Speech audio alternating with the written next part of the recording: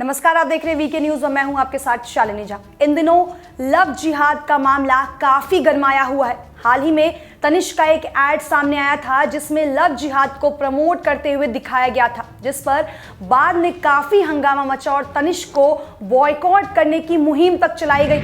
बाद में गहनों के इस ब्रांड ने विज्ञापन को हटा दिया।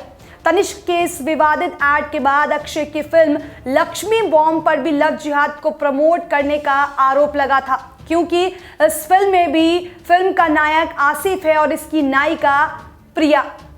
सवाल ये पूछा जा रहा है कि किरदार का नाम आसिफ रखने की क्या जरूरत थी, या ये सुनियोजित साजिश के तहत किया जा रहा है, क्योंकि देश भर से ऐसे कई मामले सामने आ रहे हैं जो लव जिहाद के विकृत रूप को सामने ला रहे हैं। इन घटनाओं के बाद विश्व हिंदू परिषद ने भी एक आंकड़ा जारी किया है और उनके मुताबिक हर साल 20,000 हिंदू लड़कियों को लव जिहाद का शिकार बनाया जा रहा है और इसके पीछे पीएफआई, सिमी और आईएसआई फंड कर रहा है। इसलिए इसके खिलाफ राज्यों से कड़े कानून बनाए जाने की मांग की जा रही है।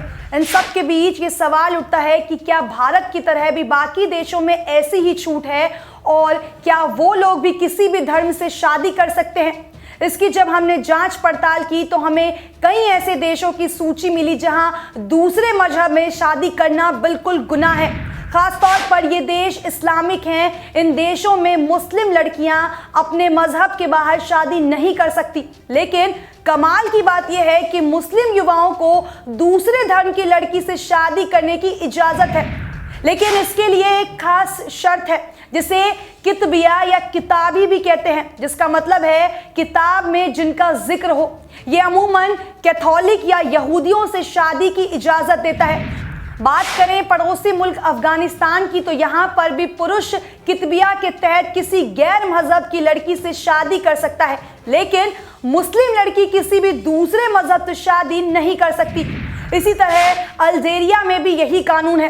वैसे तो इस देश में लॉ ऑफ पर्सनल स्टेट्स 1984 लागू है, जो शादी के बारे में अलग से कोई बात नहीं कहता। हालांकि इसकी धारा 222 में इस्लामिक शरिया को मानने की बात है। इसके तहत दोबारा वही बात आती है कि कोई मुस्लिम पुरुष मुस्लिम महिला के अलावा केवल कैथोलिक या यहूदियों से शादी कर सकता है, जबकि मुस्लिम महिलाओं को ये छूट भी नहीं मिली है। बहरीन में भी यही नियम है। वहीं अगर हमारे दूसरे पड़ोसी मुल्क बांग्लादेश की बात करें तो यहाँ हनफी मान्यता के मुताबिक मुस्लिम पुरुष अपनी मजहब की महिला के अलावा क्रिश्चियन या यहूदी महिलाओं से भी शादी कर सकता है, लेकिन मूर्ति पूजा करने वाली यानी हिंदुओं से शादी करना सख्त मना है। दूसरी तरफ महिलाएं केवल मुस्लिम पुरुष से ही शादी कर सकती हैं। ब्रुनेई देश में वैसे तो गैर मजहबी शादी पर अलग से बात नहीं है, लेकिन इस्लामिक फैमिली लॉ एक्ट में ऐसी कोई बात नहीं करता जिससे कि अनुमान हो सके कि वहां दूसरे मजहब में शादी नहीं हो सकती।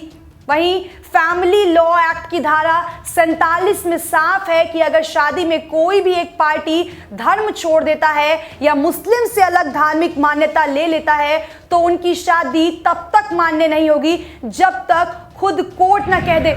हालांकि ब्रुनेई में शफी मान्यता वाले भी लोग हैं, जिसके तहत महिला पुरुष मुस्लिम महिलाओं के अलावा कितबिये यानी कैथोलिक या यहूदी महिला से ही शादी कर सकता है। वहीं दूसरे देशों की तरह मुस्लिम महिलाएं मुस्लिम पुरुष के अलावा किसी भी दूसरे धर्म से शादी नहीं कर सकती। हालांकि पाकिस्तान में भी लव जिहाद की पूरी छूट है और कई लोग धर्म बदलकर वहां शादी करते हैं। इस्लामिक कानून मानने वाले ऐसे 29 मुल्क हैं जो दो मजहबों के बीच शादी को मान्यता नहीं देते। इनके साथ साथ वेस्ट बैंक और गाजा पट्टी भी हैं, जिसमें मुसलमानों को दूसरे मजहबों से शादी की मनाही है, खासकर अगर वे मूर्ति पूजन करने वाले हों।